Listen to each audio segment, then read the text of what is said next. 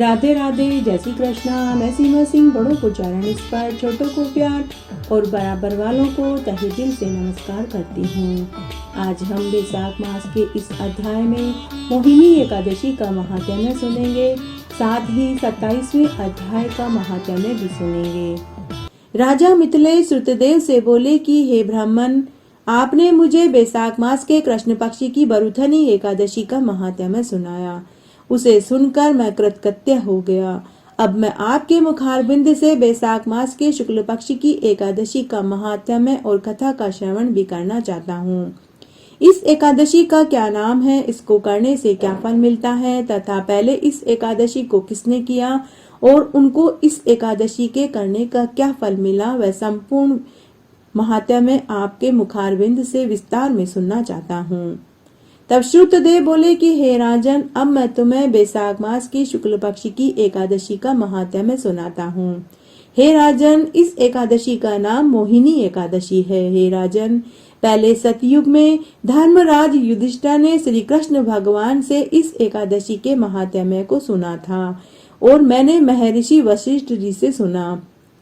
हे राजन, जो मैंने महर्षि वशिष्ठ जी से सुना वही महात्म्य मैं तुम्हें सुनाता हूँ। हे राजन, समस्त पाप, रोग, दोष, संताप, दुख को दूर करने वाली एकादशी मोहिनी एकादशी कहलाती है। हे राजन, मोहिनी एकादशी का व्रत करने से मनुष्य मोह माया के बंधन से छूट जाता है, भगवान की भक्ति को पा लेता है। हे राजन, जप, तप, दान, यज्ञ, हवन आदि करने से जो फल मिलता है वही फल वैशाख मास की शुक्ल पक्ष की मोहिनी एकादशी का व्रत करने से ही मिल जाता है। हे राजन, जो मनुष्य वैशाख मास की शुक्ल पक्ष की मोहिनी एकादशी के दिन अन्न खाता है वह 7 जन्मों तक पिशाच की योनि को पाता है। हे राजन, मोहिनी एकादशी के व्रत करने वाले को एक श्रेष्ठ ब्राह्मण को गौदान करना चाहिए। अन्न, वस्त्र, जूता, छाता, छतरी, उपनह जरूर दान में देना चाहिए। ऐसा करने से उसको कोटि गुना फल प्राप्त होता है। हे राजन, जो व्यक्ति मोहिनी एकादशी का व्रत श्रद्धा पूर्वक करता है उसे कुबेर का खजाना प्राप्त होता है। हे राजन, मोहिनी एकादशी का मात्र महात्म्य सुन लेने से ही वह 88 सहस्त्र ब्राह्मणों को भोजन कराने जितना फल पा लेता है। हे राजन, इस व्रत से बढ़कर मोक्ष और मुक्ति और भुक्ति देने वाला कोई दूसरा व्रत नहीं है। हे राजन, जो पुण्य वाजपेयी यज्ञ करने से मिलता है वही फल मोहिनी एकादशी के दिन दान करने से ही मिल जाता है। हे राजन, मोहिनी एकादशी के दिन मंदिरों में, पवित्र तीर्थों में दीप दान से जो फल मिलता है उसके पुण्य का तो वर्णन देवता भी नहीं कर सकते। हे राजन, 5 सहस्त्र वर्ष तक तपस्या करने से जो फल मिलता है वही फल मोहिनी एकादशी की रात को रात्रि जागरण करने से ही मिल जाता है। हे राजन, अगर कोई मनुष्य निरोगी है, स्वस्थ है, सामर्थ्यवान है और फिर भी वह वैशाख मास के शुक्ल पक्ष की मोहिनी एकादशी का व्रत नहीं करता है तो वह पूंछ और सींग से रहित पशु तुल्य के समान है। हे राजन, मोहिनी एकादशी के दिन विष्णु भगवान के साथ माता लक्ष्मी और शालिग्राम का पूजन करने वाला चक्रवर्ती राजा और विद्वान व लक्ष्मीवान बनता है। हे राजन, जो मनुष्य व्रत के साथ में योग्य पंडित को दूध देने वाली गाय, बछड़ा सहित दान में देता है वह मनुष्य आरोग्यता को प्राप्त होता है। उसकी अगली पिछली 7 पीढ़ियों को कभी भी गरीबी का मुंह नहीं देखना पड़ता। हे राजन, इस एकादशी का व्रत करने मात्र से ब्रह्महत्या जैसे पापों से मनुष्य छूट जाता है। जो मनुष्य एकादशी के दिन भगवान के चरणामृत को धारण करता है, भगवान के चरणामृत को पी लेता है, वह इस संसार में आवागमन के चक्र से छूट जाता है। जो मनुष्य मोहिनी एकादशी के दिन विष्णु सहस्त्र नाम का पाठ करता है वह स्वर्ण दान करने जितना फल पा लेता है।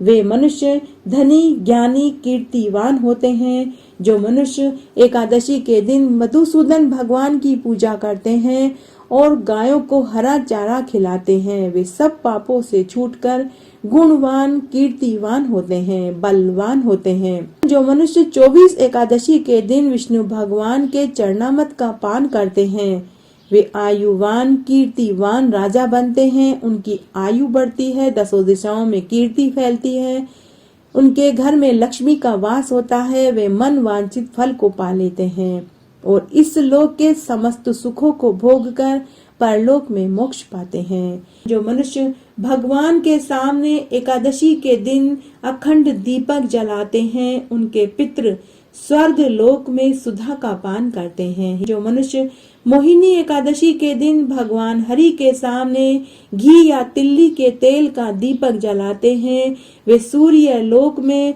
सहस्त्रों दीपकों की रोशनी को पाते हैं। हे राजन, जो मनुष्य मोहिनी एकादशी के दिन भूमि, गाय, अन्न, वस्त्र, उपनहार, जूता और छाता दान करते हैं, उन्हें मरते समय यमराज के दर्शन नहीं देखने पड़ते, उन्हें विष्णु भगवान के दर्शन होते हैं। मोहिनी एकादशी के दिन मनवांछित फल की प्राप्ति के लिए श्री विष्णु भगवान की पूजा करनी चाहिए। जो फल कठिन तपस्या करने से मिलता है, वही फल बैसाख मास के शुक्ल पक्ष की मोहिनी एकादशी का व्रत करने से ही मिल जाता है। जो मनुष्य शंख, चक्र, पद्म, गदाधारी विष्णु भगवान की शरण में हो लेता है, उसे यम की यातना का दुख नहीं देखना पड़ता है। 1000 अश्वमेघ यज्ञ, 100 राजसूय यज्ञ करने से जो फल मिलता है, वही फल इस एकादशी के दिन क्षीर सागर में शेष नाग की शैया पर शयन करने वाले विष्णु भगवान को नमस्कार करने से ही मिल जाता है। इस एकादशी के समान न कोई दूसरी एकादशी है और न ही व्रत है।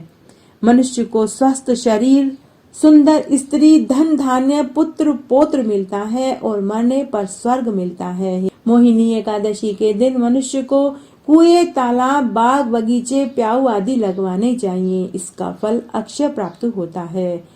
इस व्रत से कायिक, वाचिक, मानसिक पाप नष्ट हो जाते हैं। हे राजन, भगवान दान करने से इतने प्रसन्न नहीं होते जितना कि बैसाख मास की शुक्ल पक्ष की मोहिनी एकादशी के दिन कीर्तन करने, भजन करने, नृत्य करने से ही वे खुश हो जाते हैं। अगर मनुष्य मोहिनी एकादशी के महात्म्य को आधा भी सच्चे लगन से सुन लेता है तो वह 100 गायें दान करने जितना फल पा लेता है। हे राजन, जो मनुष्य अपने कुल के कल्याण के लिए मोहिनी एकादशी के महात्म्य को सुनता है, वह 100 गायें दान करने, 100 राजसूय यज्ञ करने जितना फल पा लेता है।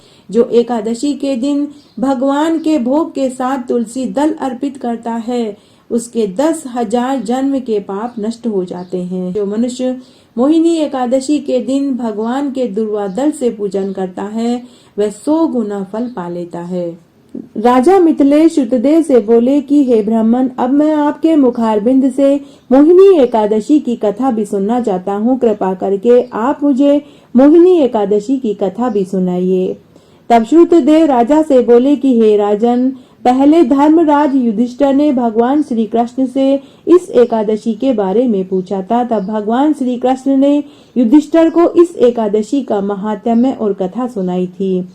वही कथा मैंने महर्षि वशिष्ठ जी से सुनी, जो मैं अब तुम्हें सुनाता हूँ। हे राजन, तुम बैसाख मास की शुक्ल पक्ष की मोहिनी एकादशी की कथा को श्रवण करो। जो बैसाख मास के शुक्ल पक्ष की मोहिनी एकादशी की कथा का श्रवण करता है, उसके सभी पाप और दुख नष्ट हो जाते हैं। मोहिनी एकादशी की कथा इस प्रकार है। सरस्वती नदी के किनारे भद्रावती नगरी में एक धनपाल नाम का धन धान्य से पुण्यवान वेश्य रहता था। वह अत्यंत ही धर्मात्मा था और विष्णु का भक्त था। उसने नगर में अनेक भोजनालय, प्याऊ, कुएं, तालाब, धर्मशाला, बाग बगीचे बनवाए। उसने सड़कों के किनारे अनेक छायादार वृक्ष लगवाए। उस वेश्या के 5 पुत्र थे। हे राजन, उसका सबसे बड़ा पुत्र अत्यंत ही पापी था। वह दूसरी स्त्रियों के साथ भोग विलास किया करता था। वह महान नीच था। देवता पितृगणों का आदर नहीं करता था। वह अपने माता पिता का भी कहना नहीं मानता था। वह अपने पिता के धन को बुरे व्यसनों में खर्च करने लगा। इससे उसके माता पिता, भाई बंधु और कुटुंबियों ने उसे घर से निकाल दिया और सब उसकी निंदा करने लगे। हे राजन, घर से वह बहुत सारा धन लेकर निकला, लेकिन उसने अपना सारा धन वेश्याओं के ऊपर खर्च कर दिया। बचा कुचा धन उसने मांस, मदिरा आदि अपने दोस्तों के साथ पीने में खर्च कर दिया। इस तरह वह बिना धन के, बिना पैसों के, भूख और प्यास से दुखी होकर इधर उधर घूमने लगा। तब उसके मन में चोरी करने का विचार आया और वह रात्रि में चोरी करने लगा। एक दिन वह चोरी करते हुए पकड़ा गया तो लोगों ने उसे पकड़कर राजा को सौंप दिया। तब राजा के सिपाहियों ने उसे कारागार में बंद कर दिया। कारागार में राजा के सिपाही उसे बहुत दंड देते थे। अपनी सजा पूरी भुगतने के बाद राजा के सिपाहियों ने उसे नगर के बाहर छोड़ दिया। जब उसके पास धन समाप्त हो गया तो उसके दोस्तों ने भी उसका साथ नहीं दिया और बिना धन के वेश्याओं ने भी उसे घर से धक्का देकर बाहर निकाल दिया। अब वह वन में जाकर रहने लगा। वन में वह बहेलिया बन गया। धनुष और बाण से पशु पक्षियों को मार कर खाने लगा। हे राजन, एक दिन वह पापी भूख और प्यास से व्याकुल वन में इधर उधर भोजन की तलाश में घूम रहा था। तब उसे कौटिल्य मुनि का आश्रम दिखाई दिया। उस समय हे राजन बैसाख मास चल रहा था। उस समय कौटिल्य मुनि बैसाख मास का गंगा में स्नान करके आश्रम में लौटे ही थे। तब उनके भीगे वस्त्रों के छींटे जब उस पापी के ऊपर पड़े तो उसे सद्बुद्धि प्राप्त हुई। वह पापी कौटिल्य मुनि के पास जाकर हाथ जोड़कर कहने लगा कि हे मुनि, मैंने अपने जीवन में बहुत से पाप किए हैं। आप उन पापों से छूटने का कोई मुझे साधारण और बिना धन खर्च करने वाला उपाय बताइए। तब कौटिल्य मुनि बोले कि हे वत्स, तू ध्यान देकर सुन। बैसाख मास के शुक्ल पक्ष की मोहिनी एकादशी आने वाली है। तू उस एकादशी का व्रत कर। इस व्रत को करने से तेरे सारे पाप धुल जाएंगे। मुनि के वचनों को सुनकर वह बहुत खुश हुआ और उसने मुनि की बताई हुई विधि के अनुसार बैसाख मास के शुक्ल पक्ष की मोहिनी एकादशी का व्रत किया। हे राजन, उस व्रत के प्रभाव से उसके सभी पाप नष्ट हो गए और अंत में वह गरुड़ पर बैठकर विष्णुलोक को चला गया। इस व्रत से मोह छूट जाता है और महात्म्य के श्रवण और पठन से सहस्त्र गोदान का फल प्राप्त होता है। हे राजन, मनुष्य को सदैव संतों का संग करना चाहिए। संतों की संगत से प्राणी को न केवल सद्बुद्धि प्राप्त होती है बल्कि जीवन का उद्धार होता है और स्वर्ग प्राप्त होता है, जबकि पापियों की संगत करने से मनुष्य नरक की ओर जाता है। कथा श्रवण करने से तत्काल मुक्ति मिलती है। रोगी तथा पीड़ित भी कथा का श्रवण करने से कृतकृत्य हो जाता है। हे राजन, जो कोई बैसाख मास में बिना स्नान, दान इन दिनों में समय व्यतीत करता है उसको गोवध, कृतघ्न, पितृघाती और आत्मघात का पाप लगता है। जल स्वाधीन है तथा शरीर भी स्वाधीन है। फिर बैसाख मास में स्नान करने का संकोच नहीं करना चाहिए। हे राजन, दरिद्री, धनवान, लंगड़ा, लूला, अंधा, नपुंसक, विधवा स्त्री, बालक, वृद्ध, युवा सभी को बैसाख मास में स्नान करना चाहिए और वेशाक्त धर्म का पालन करना चाहिए। इससे अधिक शुभ फल देने वाला और कोई मास नहीं है। जो कोई नीच इन सुलभ धर्मों का पालन नहीं करता है उसे नरक का भागी होना पड़ता है। इसमें कोई संदेह नहीं है। जैसे दही को मथकर मक्खन निकाला जाता है वैसे ही इस मास की तिथियों को अलग अलग बताया गया है। हे राजन, बैसाख मास के महीने में जब मेष की संक्रांति हो तब पापों के नाश करने वाली अमावस्या को गया जी में जाकर स्नान करना चाहिए। उसका बहुत पुण्य फल मिलता है। हे राजन, नरक और पितरों का एक पुराना इतिहास सुनाता हूँ। जब पृथ्वी में सावर्णी मनवंतर का राज्य था, 30वें कलयुग के अंत में जब सारे धर्म नष्ट हो गए, उस समय आनर्त देश में धर्मवर्ण नाम का एक ब्राह्मण था। उस ब्राह्मण ने देखा कि कलयुग में सभी मनुष्य पाप में लगे हुए हैं और अपने धर्मों को भूल गए हैं। तब एक दिन वह धर्मवर्ण नाम का ब्राह्मण यज्ञ देखने के लिए पुष्कर में चला गया। वहां पर ऋषि मुनि शास्त्र के अनुकूल पुण्य कथाओं का श्रवण करा रहे थे। कोई कलयुग की प्रशंसा कर रहा था तो कोई सतयुग की कर रहा था। तो कोई कह रहा था कि सतयुग में 1 वर्ष तक तपस्या करने से भगवान खुश होते हैं, तो त्रेता युग में 1 मास, तो द्वापर में 1 पक्ष में, लेकिन कलयुग में मात्र भगवान के नाम का स्मरण करने से ही भगवान खुश हो जाते हैं और संपूर्ण फलों को देते हैं। कलयुग में थोड़ा सा पुण्य कर्म से ही अधिक फल मिल जाता है। जो दया, पुण्य, दान, धर्म कुछ भी नहीं कर सकते, तो उनको केवल बैसाख मास में हरि नाम का उच्चारण करना चाहिए, उसी से संपूर्ण फल की प्राप्ति हो जाती है। हे राजन, जो अकाल में अन्न दान करते हैं वे वैकुंठ को पाते हैं। जब ये कथा वहां चल रही थी, तभी वहां नारद मुनि आ गए और उनकी बातों को सुनकर एक हाथ से शीशन और दूसरे हाथ से जीवा को पकड़कर जोर जोर से हंसने और नाचने लगे। तब सभी ब्राह्मणों और महात्माओं ने नारद मुनि से इसका कारण पूछा।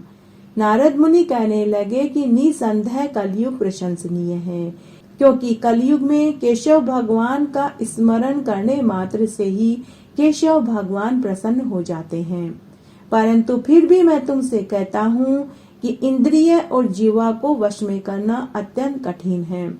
जिसने भी कलयुग में इंद्रिय और जीवा को वश में कर लिया, तो मानो उसने जनार्दन भगवान के ही दर्शन कर लिए हों। अतः इस कलयुग के आगमन पर तुम्हारा यहाँ ठहरना ठीक नहीं है। सो पाखंड में भूमि को त्याग कर तुम अन्यत्र कहीं चले जाओ। ऐसा कहकर नारद मुनि वहां से चले गए। नारद मुनि की बात को सुनकर वे सभी ब्राह्मण और महात्मा भी यज्ञ समाप्त करके अन्यत्र पर्वतों की कंदराओं में चले गए। धर्म वर्ण भी यह सुनकर नैष्ठिक ब्रह्मचारी व्रत धारण कर छाल के वस्त्र पहन कमंडल हाथ में लेकर अन्यत्र चले गए। हे राजन, जैसे नारद मुनि ने कहा था ठीक वैसे ही हुआ। कलयुग का आगमन हो चुका था। संपूर्ण मनुष्य जाति घोर पापों में लगी हुई थी। ब्राह्मण, सन्यासी, शूद्र सभी पाखंडी हो गए। पत्नी पति से विरोध करती है, पुत्र पिता से, सेवक स्वामी से, गुरु शिष्य से द्वेष करने लगा। सब ब्राह्मण शूद्रवत हो गए। वेद कहानी मात्र रह गए। वेद विरुद्ध कर्म करना साधारण बात हो गई। भूत, पिशाच, प्रेत आदि की सब पूजा करने लगे। संपूर्ण मनुष्य कुकर्मों में लगे। कुकर्मों में प्राण तक त्याग देने लगे। झूठी गवाही देने लगे। मन में सबके कपट भर गया। इसलिए हे राजन, बैसाख मास में बैसाक्त धर्म का पालन करना चाहिए। स्नान आदि के साथ दान अवश्य करना चाहिए। इससे उस मनुष्य के संपूर्ण पापों का नाश हो जाता है और मन वांछित फल की प्राप्ति होती है। राजा मिथिलेश श्रुतदेव ऋषि से बोले कि हे ब्राह्मण, बैसाख मास में कौन सी तिथियां अत्यंत पुण्यकारक है और उन तिथियों में क्या दान करना चाहिए, दान करने से क्या फल मिलता है, वह सारा महात्म्य मैं आपके मुखारबिंद से सुनना चाहता हूँ। तब श्रुतदेव जी बोले कि हे राजन, बैसाख मास की सभी तिथियां अत्यंत उत्तम है। प्रत्येक तिथियों में किया गया दान कई गुना फल देने वाला है। संपूर्ण तीर्थ करने से जो फल प्राप्त होता है, उतना ही फल एक एक तिथि में स्नान, दान, तप, होम, पूजन आदि करने से प्राप्त हो जाता है। हे राजन, संसार में भगवान विष्णु को प्रसन्न करने वाला दूसरा और कोई मास नहीं है। बैसाख के महीने में सब तीर्थ आदि देवता तीर्थ के अतिरिक्त बाहर जल में सदैव स्थित रहते हैं। भगवान विष्णु की आज्ञा से मनुष्यों का कल्याण करने के लिए सूर्य उदय से 6 दंड के भीतर तक वहां मौजूद रहते हैं। बैसाख मास में प्याऊ लगवाना, छायादार वृक्षों की रक्षा करना, पशु पक्षियों के लिए खाने और पीने की व्यवस्था करना, रास्ते में राहगीरों के लिए जल पिलाना, शरबत पिलाना, आमरस पिलाना, तरककड़ी का दान करना। जो मनुष्य ऐसा करता है वह मनुष्य जीवन में समृद्धि पाता है। हे राजन, बैसाख मास में अलग अलग वस्तुओं का दान करने से अलग अलग फल प्राप्त होता है। बैसाख मास में जल दान का सबसे अधिक महत्व है। जो पुण्य सब तरह के दान करने से और सब तीर्थों में जाकर स्नान करने से मिलता है, वही पुण्य फल बैसाख मास में मात्र जल दान करने से ही मिल जाता है। यह समस्त दानों से बढ़कर सबसे श्रेष्ठ दान बताया गया है। जल दान करने से त्रिदेव की कृपा बरसती है। जो व्यक्ति श्रेष्ठ ब्राह्मणों, थके मांदे व्यक्तियों को स्नेह के साथ दोपहर के समय शीतल जल पिलाता है, शरबत पिलाता है, उसे उतनी ही मात्रा में 10,000 राजसूय यज्ञ करने का फल प्राप्त होता है। जो मनुष्य वैशाख मास में सड़क पर यात्रियों के लिए प्याऊ लगवाता है, वह विष्णु लोक में प्रतिष्ठित पद को पाता है। प्याऊ से देवताओं, पितरों और ऋषि मुनियों को तृप्ति मिलती है। प्याऊ लगाकर थके हुए यात्रियों की प्यास बुझती है तो उनका आशीर्वाद मिलता है। जो मनुष्य वैशाख मास में जगह जगह प्याऊ लगवाता है, पशु पक्षियों के लिए पानी की व्यवस्था करता है, उसके ऊपर ब्रह्मा, विष्णु, महेश सभी देवताओं का आशीर्वाद प्राप्त होता है। हे राजन, वैशाख मास में धूप और परिश्रम से पीड़ित श्रेष्ठ ब्राह्मणों, गरीबों को पंखा दान करना चाहिए।